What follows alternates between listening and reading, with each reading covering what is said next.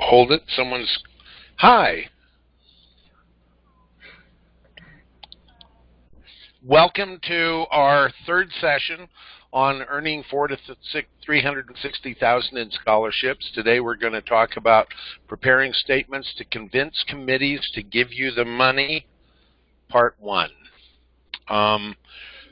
We're going to start with a review from last week, and Miranda had a question she wanted to ask, so we'll start with Miranda, and go ahead with your question. My main question was that I couldn't think of any examples for service in, all just church, school, community. Okay, this is common to most people, so the exercise I'm going to do with Miranda, I'd like all of you to try and work on also. So, once again, with service, we divide that into service through church, school, and community. And let me start with any kind of service project that you have done through your church. Saturday. I have to teach the church. Yeah, through your church. And I'm sure you've done service because they have you doing it all the time. We made blankets and delivered blankets. Okay, so we're going to write blankets for who? Church? No, who did the blankets go to? Kids in Africa. Okay, so we're actually going to take that one, and this is important for everyone to know. Even though your church sponsored it, it's helping the community. So we're going to write that one as a community example, and we're just going to call it Blankets to Africa. Is that okay? Yeah. Give me another example of a service project you've done through your church. And remember, this goes all the way back. If you can show an example when you were 9 years old, it establishes the theme. So think of all the service you've done.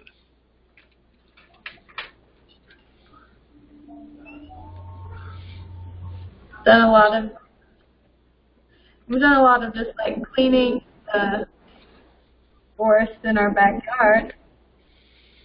Cleaning the forest. Yeah, clearing out brush and picking up trash. Okay, so write that one down. And that's in church or community? That one can be in community also, because it's the community that benefits, doesn't it? Yeah. Good. Okay, give me another one. For example, have you ever gone and sung to an old folks' home or gone to read somewhere? We sung to an old folks' home. You did? Yeah. Okay, put that down. And that'll probably go under community also. Okay. Is this helping everyone else? Yes. And by the way, if the others would share some of theirs, that may trigger and help Miranda with hers. So some of the rest of you, go ahead and share some of the service things you have done. We made meals for Ronald McDonald's house. You made what for Ronald McDonald? A meal. Oh, so I made a meal for Ronald McDonald's house. So you can put that down under community, right? Yeah. Keep going. Other ideas?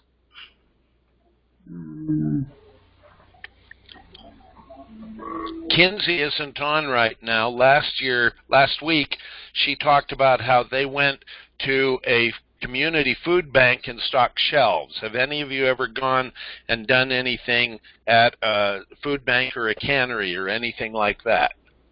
Yeah. Okay, that would be something you would write down then. And once again, for the idea, you would just put cannery. Others? Any other ideas? Let's go to school. Okay, Miranda, talk about service projects your school has done.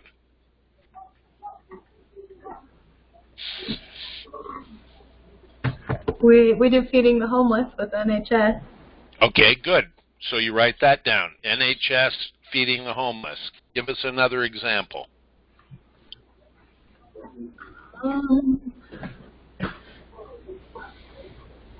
with like, I'm in squad and I made a PowerPoint lesson and taught that to junior high kids. What was it about? Suicide prevention and being resilient. Does that sound like a pretty good one? Yeah, that does. Yeah, so you'd write that one down. Put suicide prevention PowerPoint. Any others?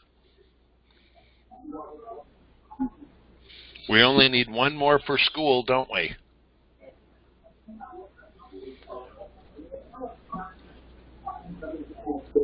I feel like I've served so much more and I can't think of anything.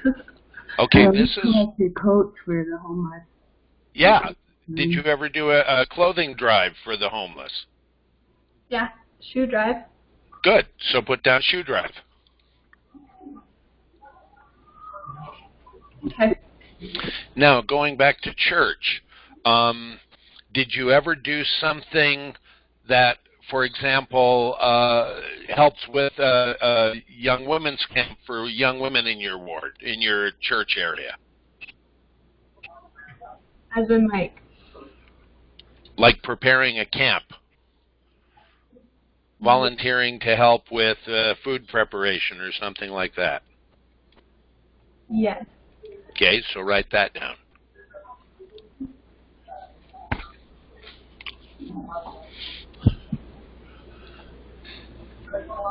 Any others that you can think of?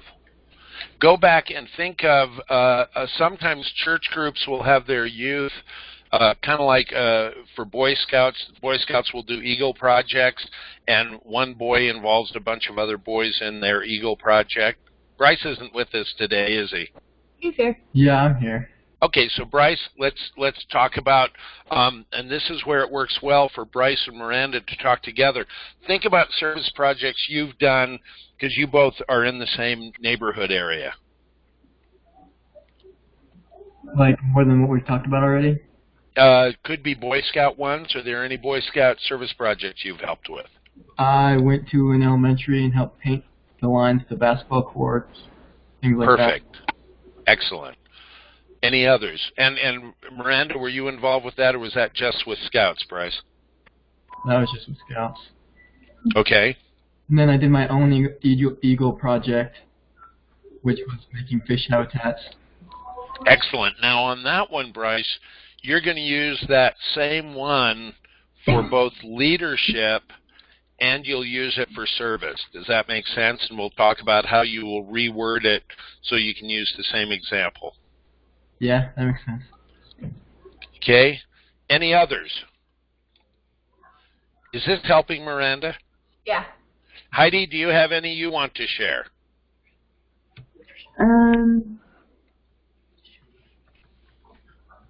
With church, we visit the veterans. Oh, good. Yeah, visiting veterans. The Veterans Hospital or Veterans Care Center?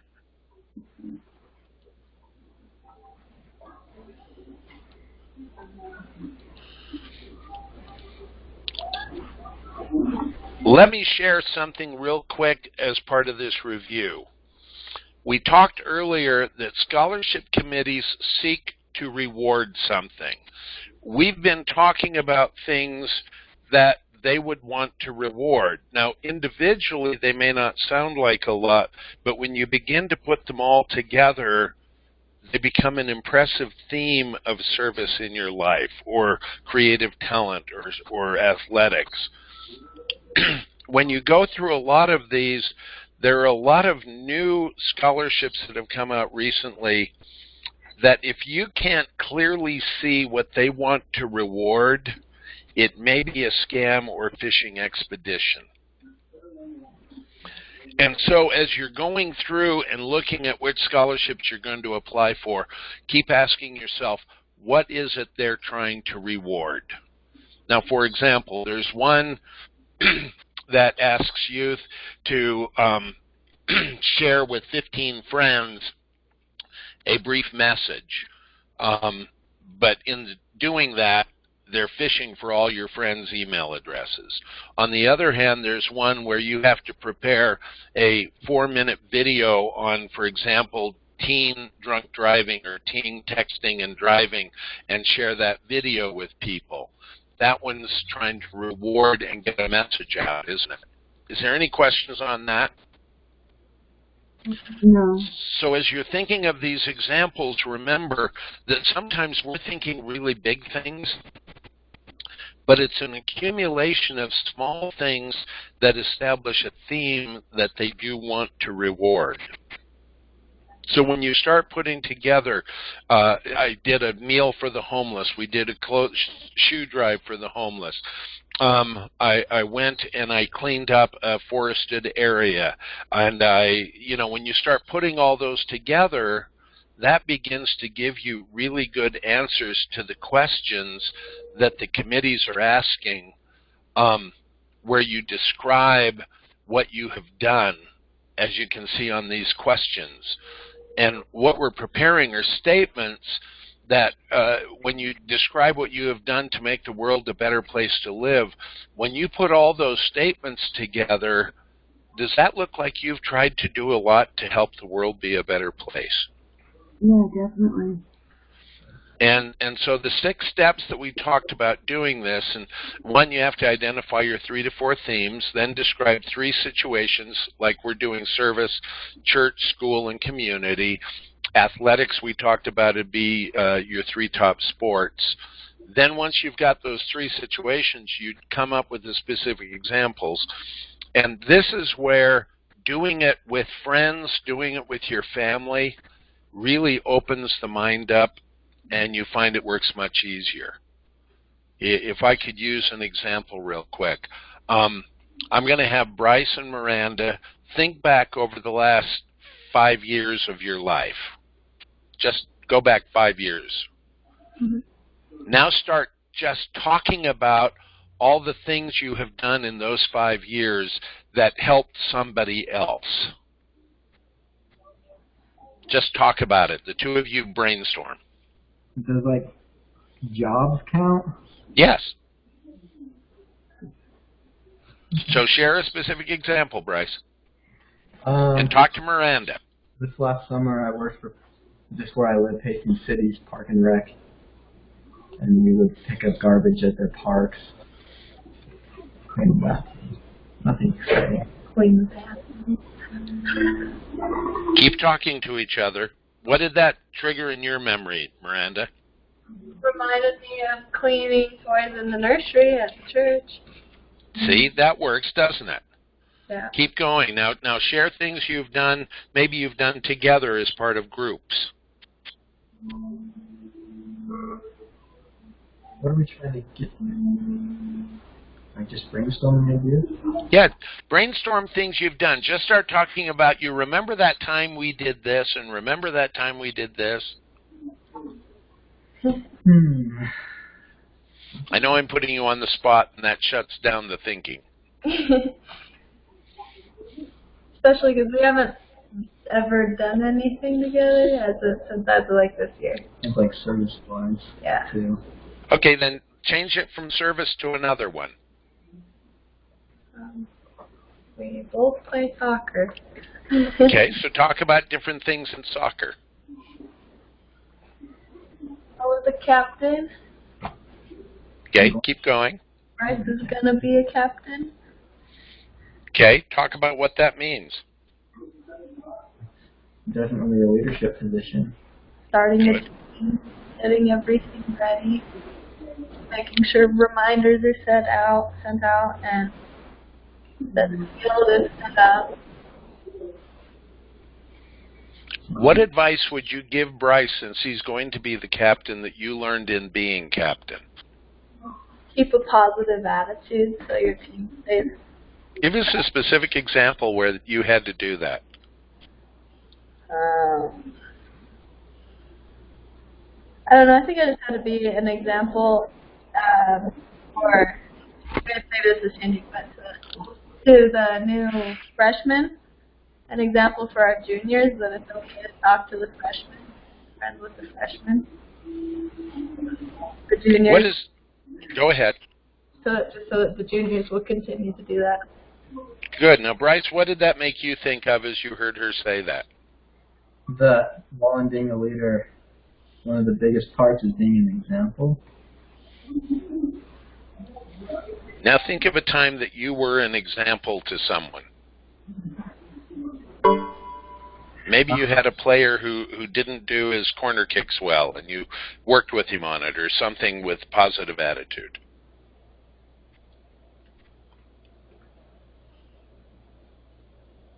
I know sometimes my team can get angry really quickly, and just keeping a cool head and talking them down so they're not doing anything too aggressive. Good. Now you could jot that down, cool head rather than anger. You can jot that down. Okay. It looks like we lost Heidi. I'm sorry, Heidi. I hope you come back. Okay, so once we've done this, you then are turning them into sentences. We're going to listen to some of your sentences. Then you have to refine the sentences 4 times, and it's actually 5. I forgot one in here on implied numbers, so we're going to see that, and then ask someone else to edit it. Today, we're going to focus on refining the sentence, on exchanging implied numbers for real numbers, and translating the jargon so that no one can misunderstand. So that's what we're going to work on today. These are what we did last time and what we've been talking about: church, school, community, here's service, and coming up with ideas. Did that help, by the way, Miranda? Mm-hmm. Okay. And once again, remember, anyone interrupt anytime you want. What I did is, I'm not sure I got these quite right, but I took from last week some of the things you mentioned, and I just threw them up as ideas. So in this step, we're going to exchange implied numbers for real numbers, and we're going to use a number, a $sign, a percent. Okay? So what I'm going to do is I'm going to show you all of the implied numbers in these sentences. Okay? We is an implied number. Tuesday night is an implied number. People implies a number. Our marching band, 3rd place, and camp implies a number. Good grades implies a number. Do you see how that works? Yeah. So what we're going to do is, and I'm sorry Kenzie isn't here because this first one I think is hers. And was hers the marching band one, or was that yours, Miranda? That's not mine. Okay, so let's take a look at this first one. What would we substitute the we for? What number is implied there?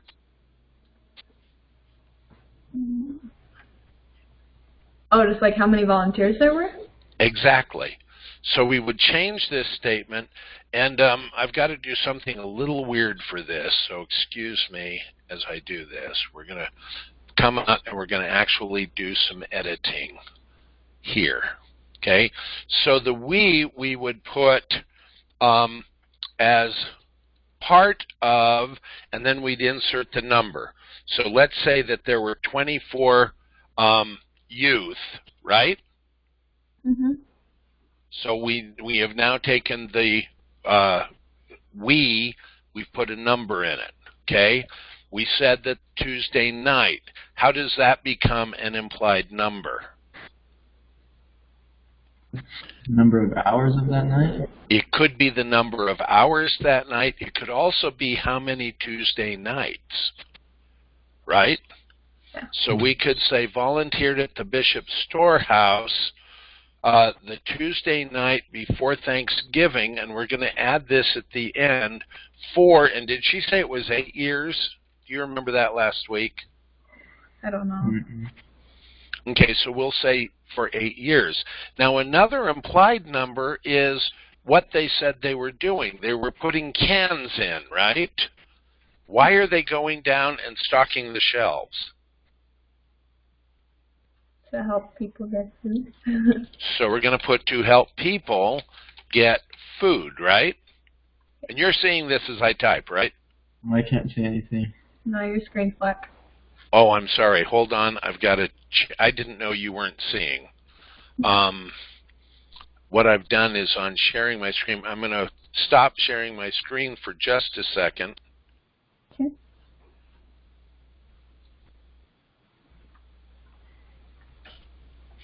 And what I had done is I made the mistake of saying I was only sharing it when it was in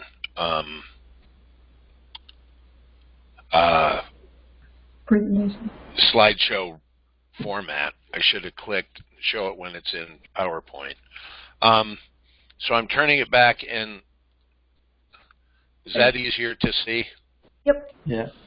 So as part of 24 youth volunteered at the Bishop Storehouse the Tuesday night before Christmas for 8 years to help people get food. Now I'm going to take that off again, and we would estimate, and how would they find out how many people got food? How would you find that out? By asking Who would you ask? the people at the storehouse? Exactly. You ask the people at the storehouse. And I've done this before, so they tell me that during that Wednesday before, they will give food to 12,000 people. Oh. Okay? And so what we do is we change the number, and I'm trying to figure out how I can go in and change what I'm sharing.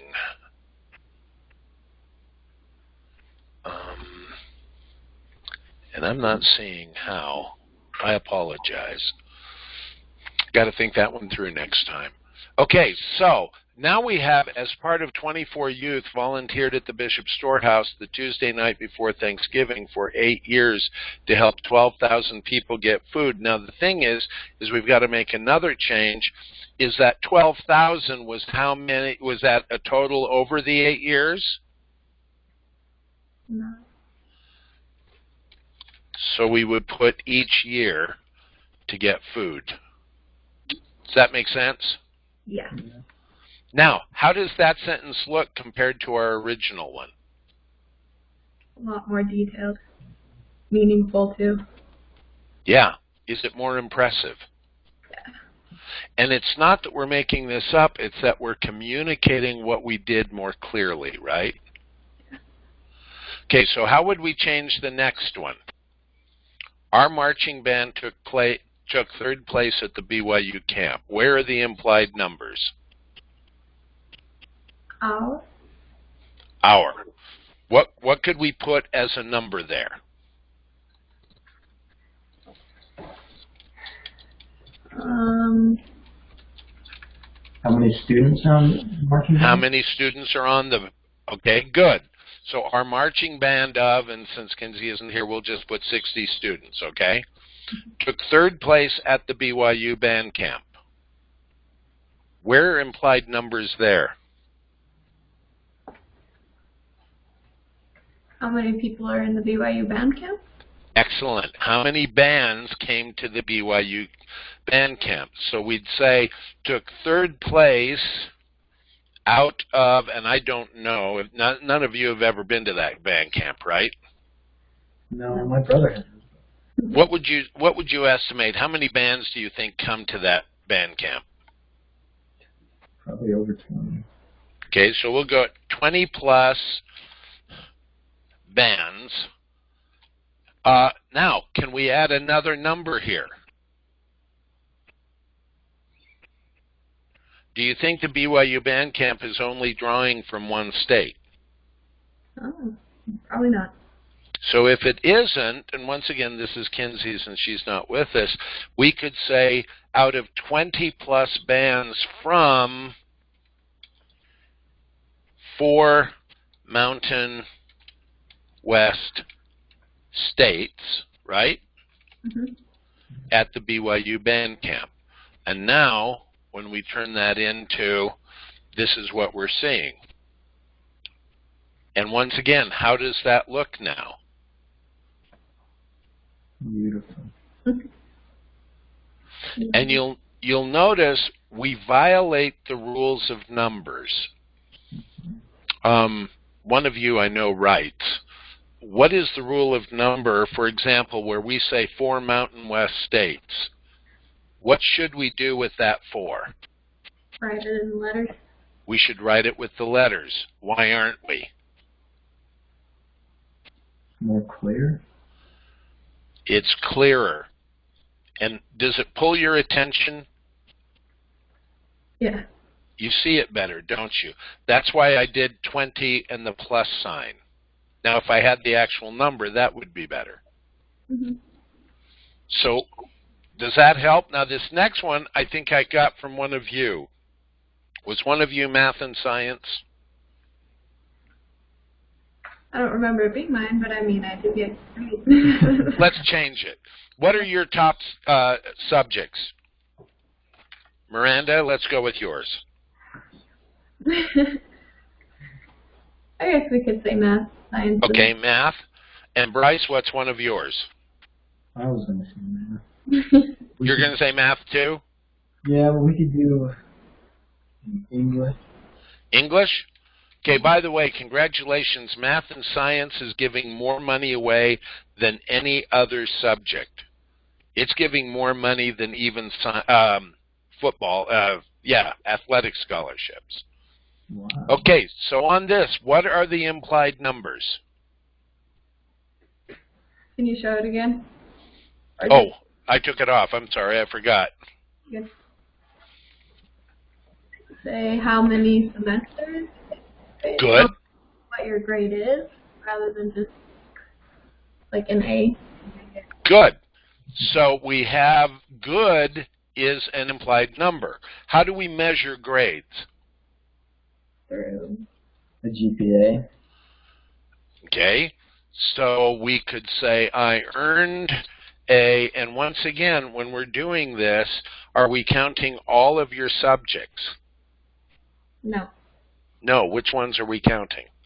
just math. Okay, so we're going to go with you. Miranda, if you look at your math scores for, you tell me how many math classes or semesters, what is your GPA in math? Probably a 3.9. Okay, so we're going to 3.9 GPA. For how many semesters have you taken math? For all. Yes. I'm sorry, I couldn't hear that. Probably 8 or. Okay, for 8 semesters. Okay, now, let's talk about math. Can we clarify that more? Honors? Including honors. Is there anything else about the math classes you've taken? Do you want, like, specific names for them? It could be specific names. So, for example, what kinds of math classes have you taken? Currently in Math 1050. And what is that? Is that trigonometry, calculus, geometry? College algebra? Okay. You're going to love this. What?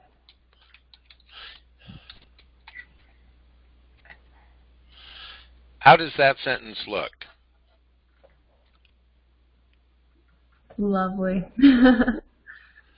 Is that someone that they might want to reward with a scholarship? Yes, definitely. Especially when you start adding in some of the other things you've done, right? Mm-hmm. Okay, now we're going to go equal. Let's go with Bryce. So I'm going to pull it off again. Bryce, same thing. You earned what? And which class? English is the one you told us. A 3.9. Okay, 3.9 GPA for, and how many semesters have you taken English? Probably 8. Okay, We're just for counting 8. from high school, right? Say what? We're just counting from high school, like freshman to senior year, right? Or do we? You could, if you've maintained a 3.9 and you can go all the way back to 7th grade. What does that say when you say I've earned a 3.9 grade point average for 12 semesters? Yeah. Okay, now anything about the English classes you've taken?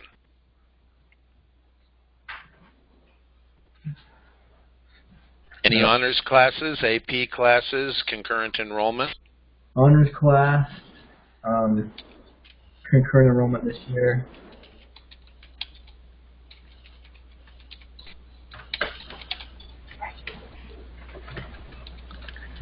Are they lit and composition? What kind of classes do you do? I think it's the intro to writing 10-10. I don't know for sure. Okay, so we're going to go composition English classes. And so here we are, the I stayed over here. But I earned a 3.9 GPA for 8 semesters of honors college composition, honors college, and we should include the word "and," especially if this is showing English skills. You don't want to use poor English when you're showing your English. Obviously, I did not excel at English. Academics is not one of my themes. Do you see how you do that? Yeah. Is this helping? Do you want to go over more? Or do you kind of understand this? I think we got it. Okay.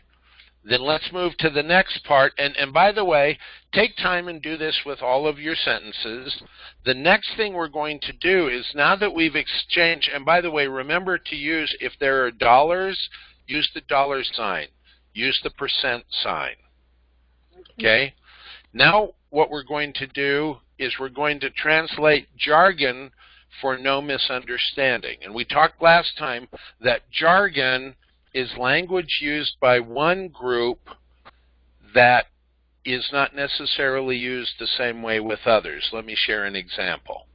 And you may have heard this before. I've talked about it. You're both athletes. What does the term execute mean to an athlete? To work it through, to do the drill right. Exactly. It's to execute means to complete the drill or the shot or the play exactly as outlined, correct? Yeah. Okay, now think about the same word, but now we're not talking to athletes, we're talking to prison guards. To kill them. So do you want to use a word that could be used and understood differently by a different group? No, probably not. No, because that will just create confusion. For example, can I share one? Yep. Miranda, you said that leadership is one of your themes. Bryce, leadership is one of your themes, right? Yeah. Now, in church, tell me the leadership positions you have held in your church. The Laurel's president and my maid's first counselor. Okay, Bryce? The bishop's first assistant, deacon's president. Okay, so here's what I want you to think. We'll start with Miranda's. Is that okay? So we're going to go, okay, Miranda, let's say that you're applying for a scholarship given by someone in Boston.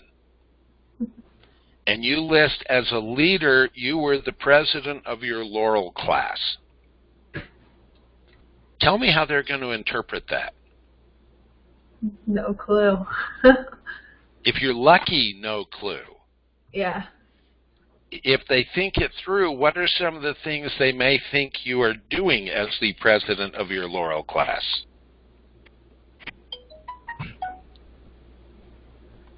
They might Google it and then find a number of shrubs or other plants.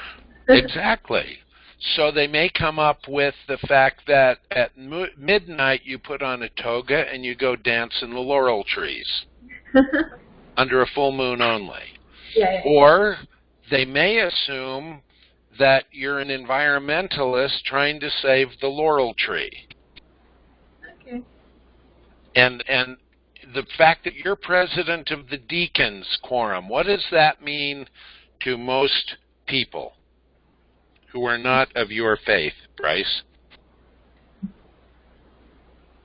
I have no idea. Well, a deacon in a regular church, in some churches, not regular, but a deacon in many faiths are usually grown men who are the ones who are collecting the collection at the church congregation. And do you think that they're going to elect a 12-year-old to be the president? No. And so what are they going to assume about your application if they say that these grown men elected you to be president of the deacons for your church? They probably won't believe it. They won't believe it, and if you lie about that, what will they think about everything else? So you have to change the jargon to use words that nobody can misunderstand. Is that okay? Yeah. So I'm going to help you with some jargon. Now on the screen we've got two, but I'm going to start with the two you already brought up. Describe in terms everyone could understand what a laurel is. Both of you can do it. A youth leader, I guess. Get more specific. A woman's youth leader in my church. Good. Is it all women? All youth? Just the 16 to 18-year-olds. Good. Now I'm going to teach you a phrase that would describe a local unit. We call it you may call it a ward, it may be a congregation, it may be a synagogue, right? Mm-hmm. But what it is it's a local chapter. Does that make sense? Yeah. Can that be misunderstood? This applies to you too, Bryce. So you were the president of the local chapter. Now here's the good news for you. Are you ready? You were the president of the local chapter of the world's largest organization for 16 to 18-year-old young women. Wow. Well, that's pretty good. Is that pretty good? Yeah. And Bryce, you were the president of the local chapter of actually it's just changed. It is now the largest service organization for 12 to 14-year-old young men. Sounds pretty good. And what we've done now, is there any way that anyone is going to misunderstand that? No. It's clear to everyone, isn't it? Yeah. Let me give the other one for Bryce. First assistant. What word would you translate that to if we're using local chapter of the largest organization for young men 16 to 18? You weren't the president. What would be the term for first assistant? Like the vice president? Very good. Which one? What do you mean? Are you the first or second vice president? The first. Mm-hmm. So you could say that you served as first vice president for the local chapter of the world's largest service organization for 16 to 18-year-old young men. Do you see how that works? Yeah. Now, the fact that you were the leader doesn't count as much as if you can share something you did as the leader that made a difference. Does that make sense? Like talking about a service project? Could be a service project. What else do leaders do? Both of you. Planning activities for... Good. Planning activities. What else? They could teach the other members. Good. So you taught lessons. You instructed, right? Yeah. I'm going to teach one piece of jargon that you may have done. In your faith, you call it reactivation. Now, if you use the term reactivated, visions of Frankenstein's monsters comes to play, doesn't it? With electric jumping to the diodes. What's another way to describe what you do? Did either of you do any reactivation? Attempt. Okay, so you attempted. Did any success come from it at all? Did anyone who was not attending start attending?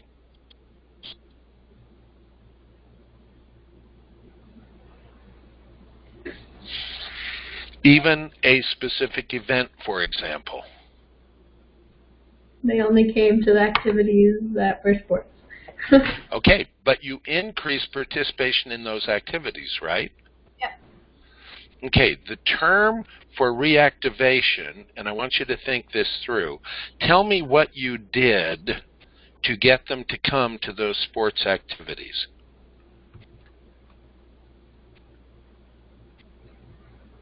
Visited them, talked to them, befriended them.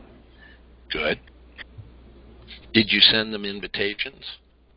Yeah. Okay, now when you went out and you visited them and you talked to them, the term that is used is called outreach, or reached out, right? So you could use the term that you implemented an outreach and marketing program. That's the translation of jargon for reactivated. Is this helping at all? Yeah. So implemented an outreach and what? Marketing. Marketing. Because you sent them emails, social media. You could say social media. Yeah. Right? Messages, yeah. Yeah, if you sent them flyers or you sent them emails or you sent them texts or things, that's social media or marketing, right? Yeah. Okay, now here's what I want you to remember, and now we're going to do the implied number. So before you began this, how many people typically showed up for your sports activities?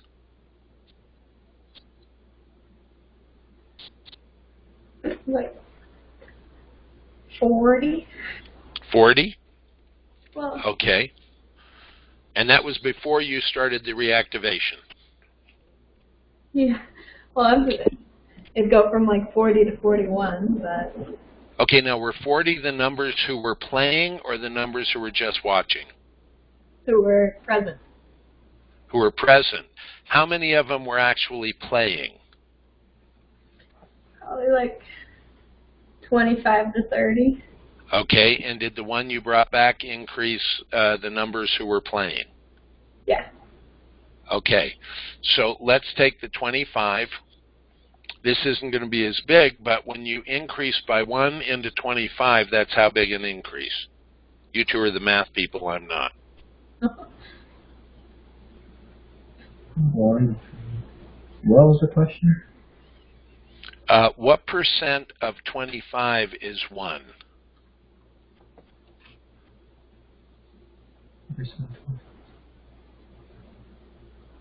I don't understand.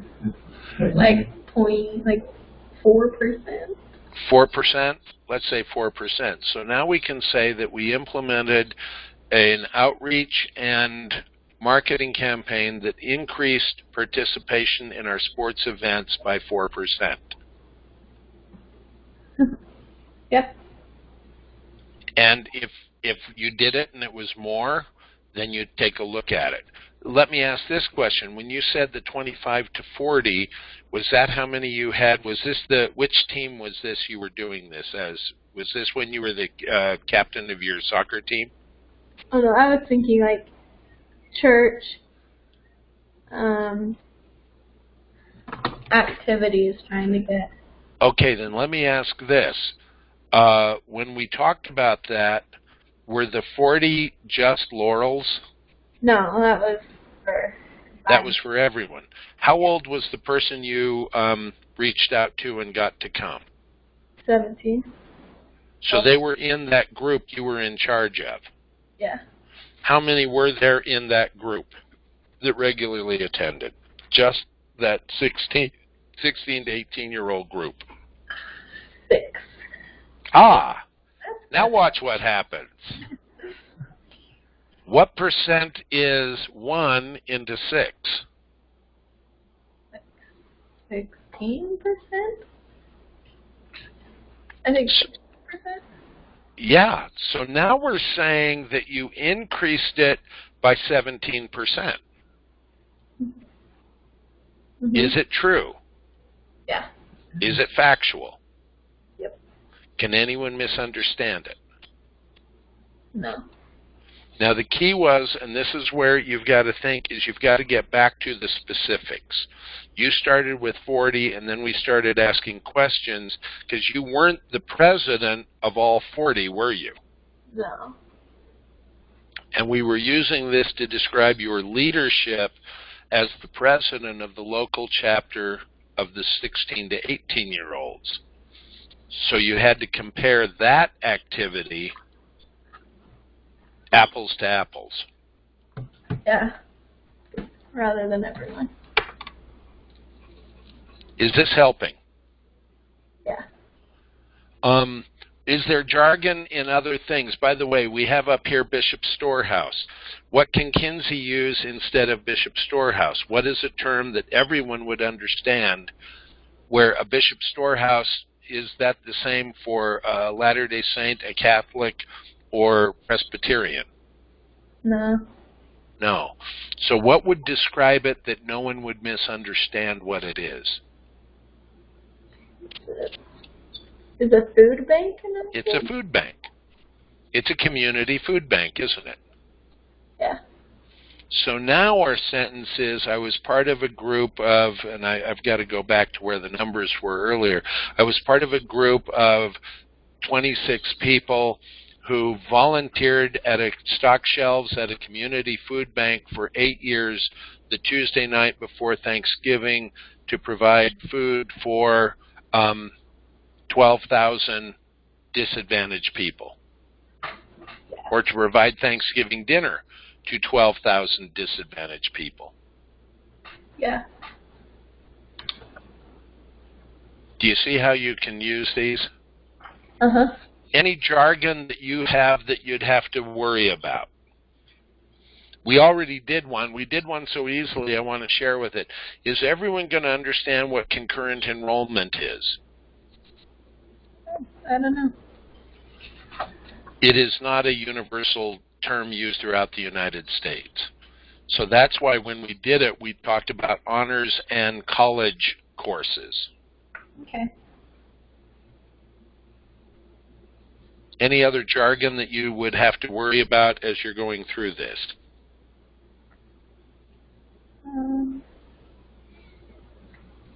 Not that I see. Or Eagle Project. Oh, Eagle Project. Now, Eagle Project, because it's the Boy Scouts of America, would be known in the United States, but it would not be known outside. For example, in England, they're called Queen Scouts. Yeah. Okay? So how would you translate a project for Eagle Scouts? And let's get real specific. Bryce, give me what yours was. Building fish habitats for a pond. Okay, so you were building fish habitats. Let's start with the implied numbers. What are the implied numbers? How many habitats we made? Good. How many habitats? How many did you make? We made 20 of them. Okay, and the habitat could house how many fish? Each That one. I don't know. It's probably Were they three. single fish habitats, 3 fish at a time? I have no idea. more like a protection so they could go under it and birds wouldn't be able to get through it. Okay. Now, see, we've just defined habitat a little bit more, haven't we? Yeah. How many boys helped you with it? We had probably 20 boys come help us. Okay. How many days did you do of this? Including preparation and everything. Probably 2 weeks. We just counted up all the days. 14 days. Okay. So you could say, I was the leader. This is if we want to use this for leadership. I led a group of 20 young men, ages what to what? 12 to 18. 12 to 18. We constructed 20 fish habitats to protect. And why were you having to protect them? Because the birds were eating them and they were just dying. Okay. To protect, and how many species of fish do you think were in the, where were you doing this? Just at a local fish pond. Okay, so how many different varieties of fish do you think were there? I don't think there's many. Probably 2 or 3. 2 or 3? Okay, so you'd say to protect 2 or 3 species of fish from being eaten by birds.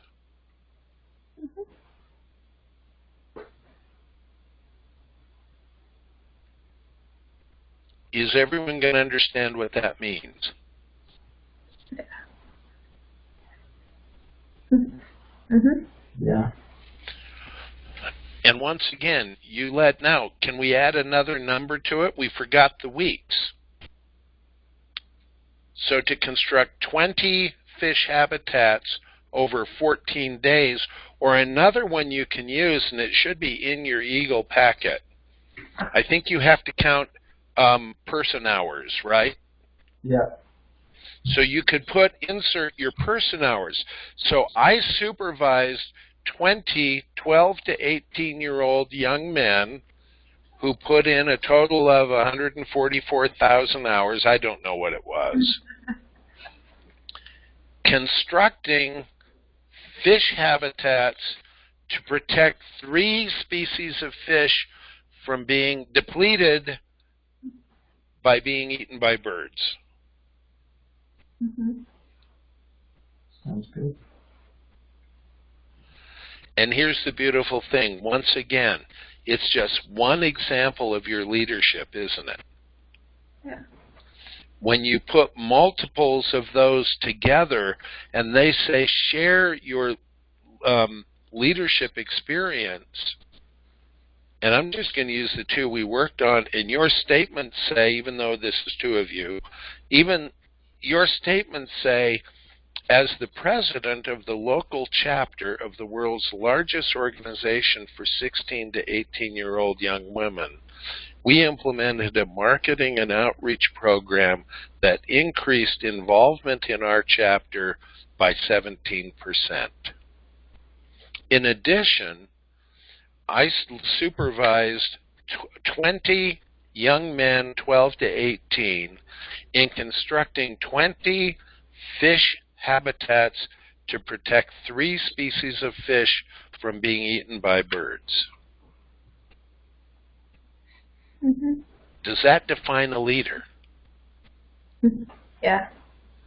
And is that someone they would want to reward? Yeah. Any other questions? Do you have others you'd like to work on? I don't want to waste your time, but I want to make sure that you're getting everything out of this you want.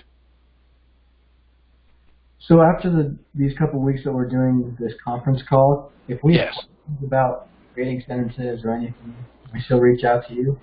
Yes, feel free to send me an email and let me come up with that. Next week, by the way, we're going to continue this, and it'll be our last session, our official session, and it'll be covering how to refine your statements on voice, person, and vocabulary. But if you want, I just realized I don't have my email on here. You can send me copies of your statements to Larry at LarryStevensonGroup.com. So just put Larry at in front of this, LarryStevensonGroup.com. And I'll be happy to review them and send them back to you. And that applies to anyone who listens to this webinar. Okay. And in fact, if you want to send me what you worked on this week, I'll look at them before our next one. Or I'll look at them afterwards. Cool. Anything else? Good. Then I'll see you next Monday. And once again, I want to remind you, this is going to take about 100 hours. Not counting just what you're listening to me, all the preparation, and actually applying for the scholarship. It's going to take you about 15, maybe 20 hours to just prepare the statements. Then it's going to take 30 minutes to 40 minutes each application. You're going to apply for a couple, maybe 100 applications. Figure 100 hours. But if you only get $4,000, how much money did you make per hour? Oh, it around. And Bryce, does $40 an hour sound pretty good right now? Yeah, not bad. Not bad. In fact, if you were still making the $40 an hour while you were in college, would that be pretty good, Miranda? Yeah. So that's our goal. Now, our goal is 4,000 minimum. What we're really hoping is you're going to get 10, 20, 40. The record is $360,000. One person earned. She started once again in 9th grade, and when she graduated from high school, 3 months after graduating, when she started college, she had $360,000 in scholarships. Wow. Okay. Thank you very much. Thank you. Thank you. See you next week. Bye.